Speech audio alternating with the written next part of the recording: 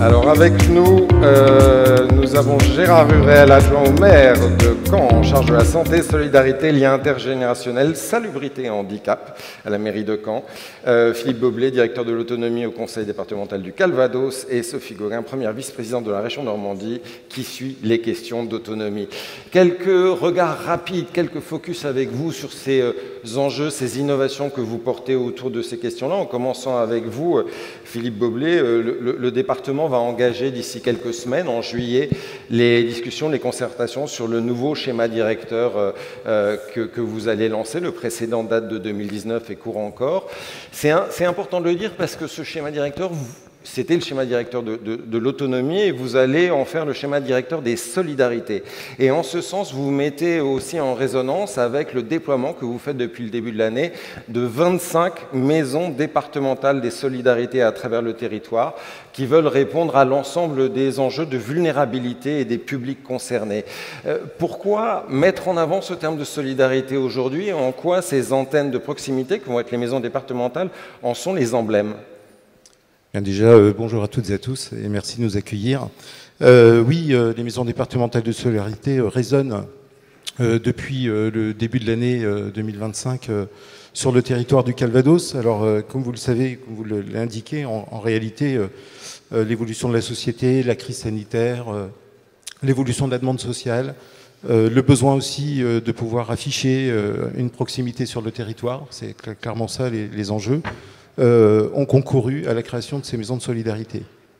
Clairement, on passe de 11 circonscriptions d'action sociale à 25 maisons de solidarité sur l'ensemble du territoire, donc ils vont couvrir notre territoire de demain, sur les 3 grandes politiques que sont l'enfance-famille, l'autonomie, l'insertion, le logement.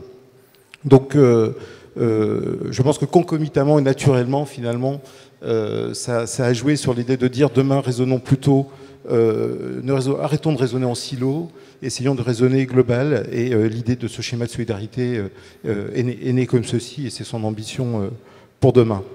Je voulais quand même ajouter également que ces 25 maisons des solidarités sont toutes conçues de la même manière, avec une équipe pluridisciplinaire, donc des professionnels, que ce soit des travailleurs médico-sociaux, secrétaire médico-social, nous trouvons des infirmières, voilà, nous avons des équipes complètes et compétentes sur les territoires pour répondre le mieux possible aux préoccupations de nos usagers et surtout faire en sorte d'amener exactement le service que le département se doit d'amener. Le 25, ça va être aussi, et dans le Calvados et dans tous les départements de France, l'année de l'arrivée, de la mise en place du fameux SPDA, le service public départemental de l'autonomie, qui va porter toutes les questions, rassembler les acteurs du grand âge et du handicap, rassembler les conseils départementaux et les ARS. En quoi, par rapport à ce que vous mettez en place, vous y voyez une opportunité et quel point de vigilance vous avez sur ce SPDA?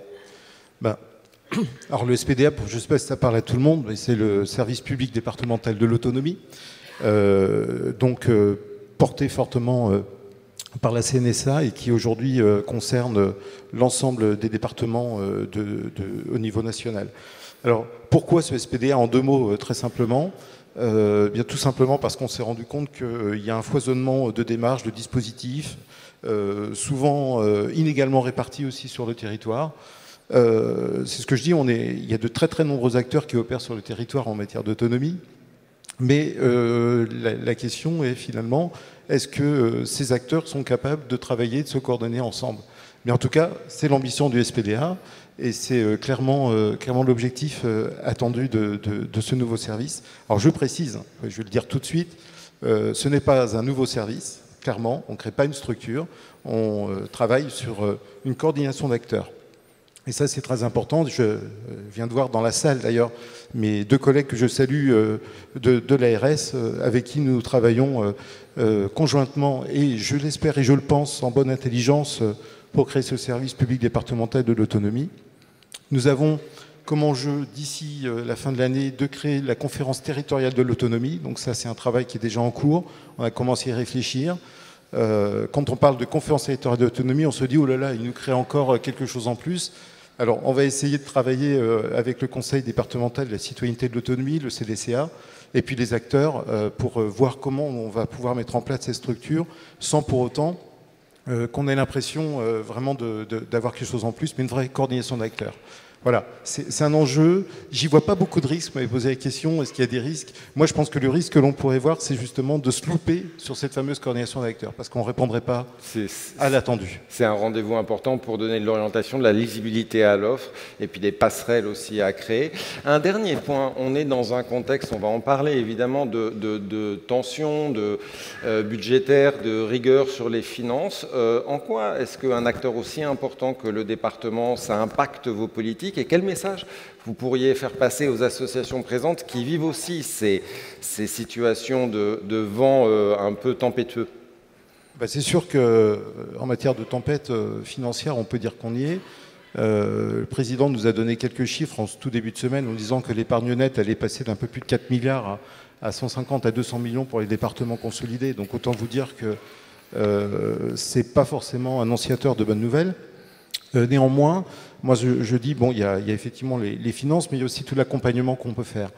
Moi, le message, en tout cas, que je voudrais faire passer au nom du président du conseil départemental, c'est que le conseil départemental est plus que jamais un partenaire des associations et plus que jamais un partenaire des établissements et de tous les opérateurs qui opèrent justement dans le secteur de l'autonomie, au sens large, handicap, personnes âgées et aidants. J'insiste beaucoup sur ces 3 points. Et bien évidemment, comme nous avions fait dans un précédent schéma, nous avions des enjeux autour de l'accompagnement, de la qualité des établissements. Et je voudrais passer le message que de toute façon, le département, quoi qu'il arrive, il est aux côtés, notamment des associations comme l'UNAPI, bien évidemment, et bien d'autres. Et que nous continuerons évidemment à être présents. Encore une fois, dans la limite de nos moyens, bien évidemment, mais ce n'est pas, encore une fois, je vous le dis, qu'une question de moyens financiers, c'est une question de volonté politique aussi.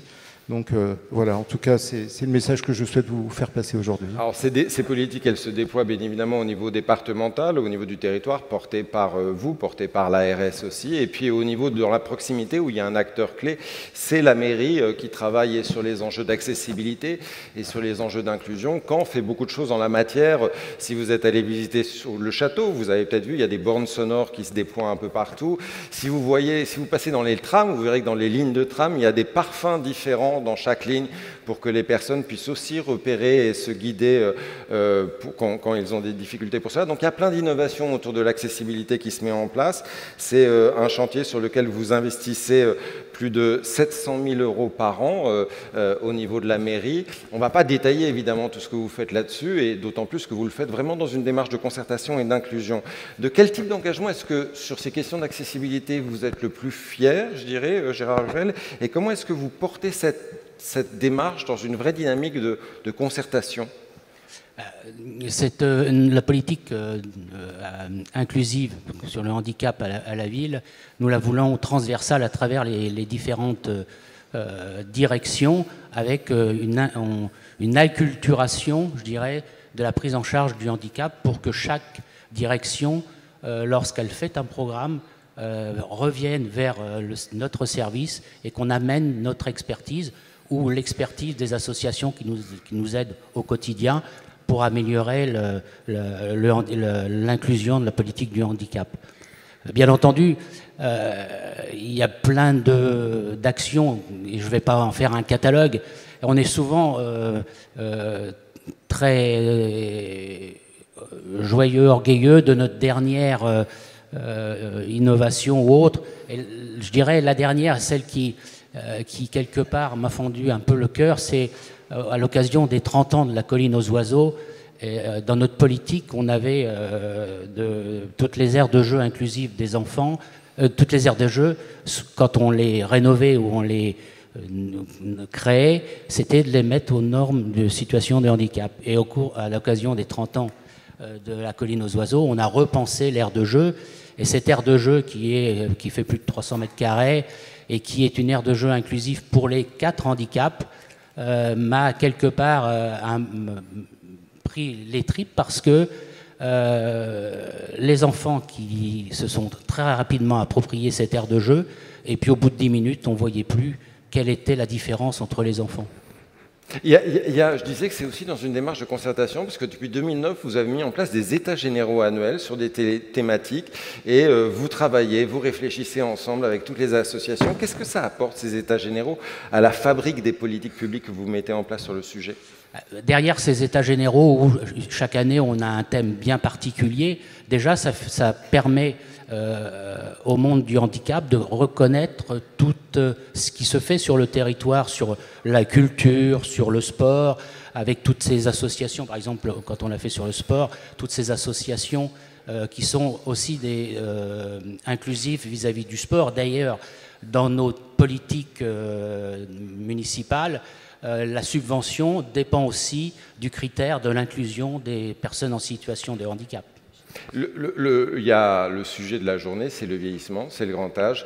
Et Caen, c'est aussi une ville du bien vieillir pour les aînés, parce que vous êtes très souvent un peu en tête ou dans les podiums des classements qu'on fait en la matière. Vous avez le statut Gold dans ce qu'on appelle le réseau des villes aînées, des villes amies des aînés, qui est un réseau que l'OMS a créé. Il y a un certain nombre de villes en France qui l'ont. Ça veut dire que vous avez beaucoup d'installations qui ont été adaptées.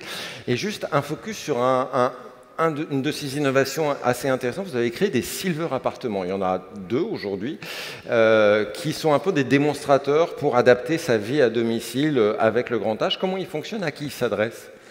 Alors, on a sur le territoire de Caen 2 silver appartements. Un premier qui est développé par Caen-la-Mer Habitat, un bailleur social, et le deuxième par le CCS de la ville de Caen, en collaboration avec le CLIC Grand Couronne et puis la communauté urbaine. Ce sont un appartement où il y a les trucs et astuces pour les personnes vieillissantes. Alors, vieillissantes en situation de handicap, mais qui n'étaient peut-être pas non plus avant des personnes en situation de handicap, et qui permettent l'adaptabilité du logement pour que la personne puisse continuer à vivre le plus longtemps chez elle.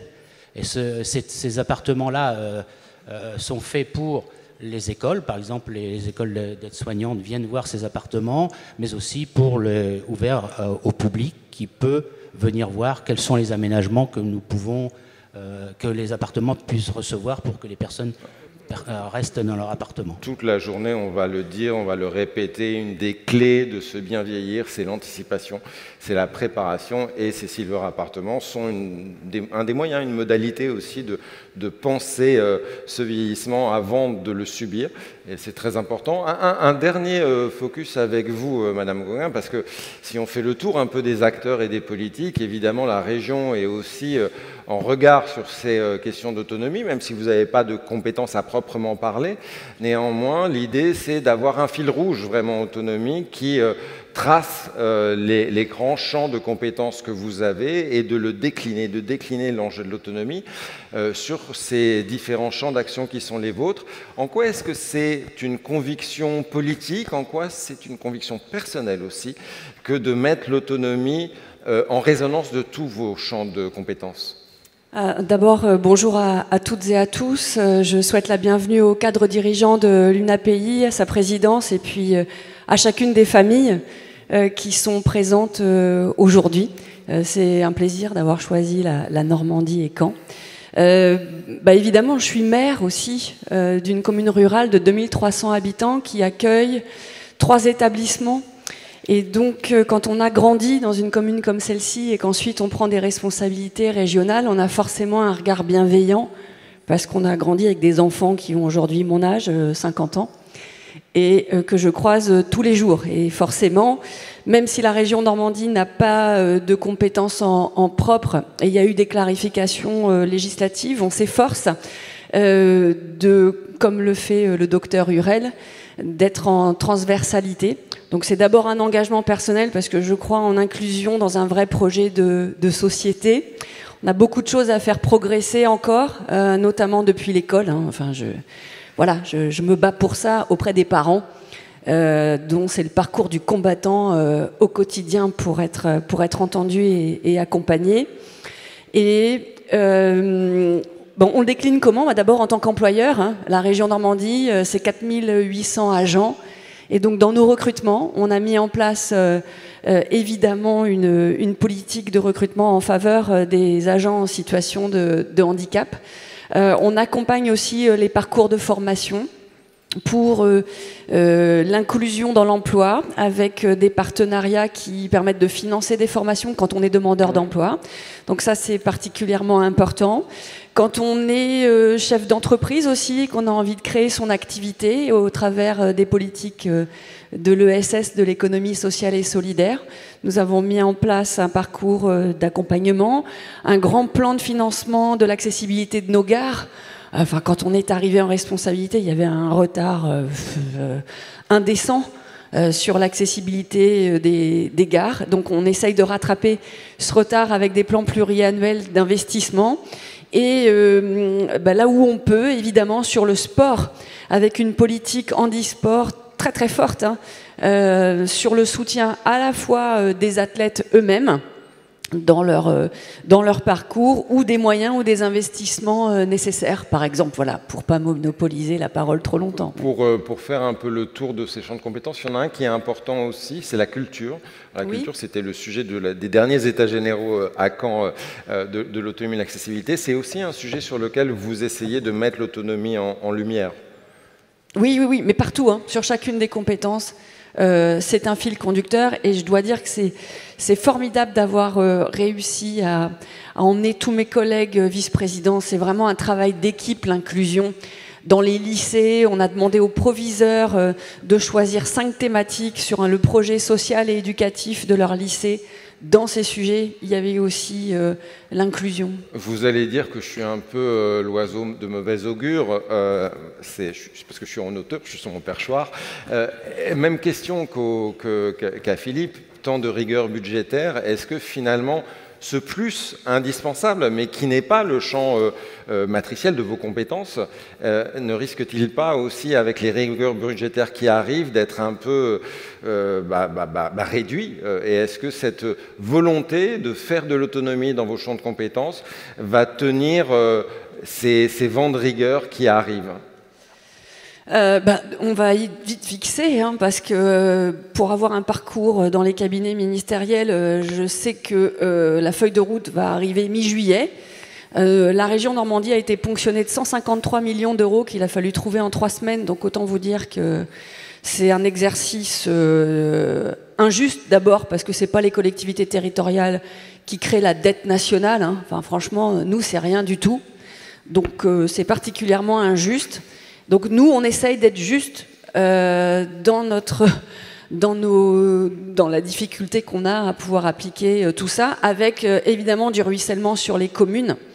Et je profite d'avoir les autorités régionales de santé pour être là, puisque la journée, c'est le vieillissement.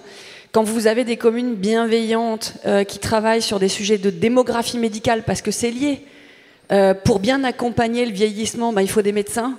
Il faut autour de nous toute une organisation médicale et je trouve quand même un peu archaïque que les maires ne soient pas associés au découpage démographique des zones de sous-densité médicale parce que c'est nous qui avons, avec les professionnels de santé du territoire, la vraie vision et que nous ne soyons pas associés à des cartes qui sont aujourd'hui, par exemple, renégociées en région Normandie, ça me paraît...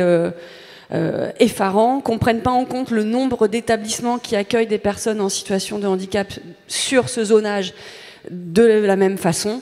Et surtout que les cartes ne sont pas à date sur les professionnels qui exercent, ni les critères qui sont retenus, qui sont à N-1, alors qu'une situation avec un départ de médecins généralistes, par exemple, change toute la donne, y compris pour l'égal accès aux soins des personnes vieillissantes en situation de handicap et l'aide à leur famille. Voilà, donc je lance un appel, je pense qu'il y a quand même des choses à réviser au niveau réglementaire et législatif qui sont simples, qui ne sont pas financières, mais qui permettraient quand même d'y voir plus clair. Tant de la rigueur, mais tant de la mobilisation aussi.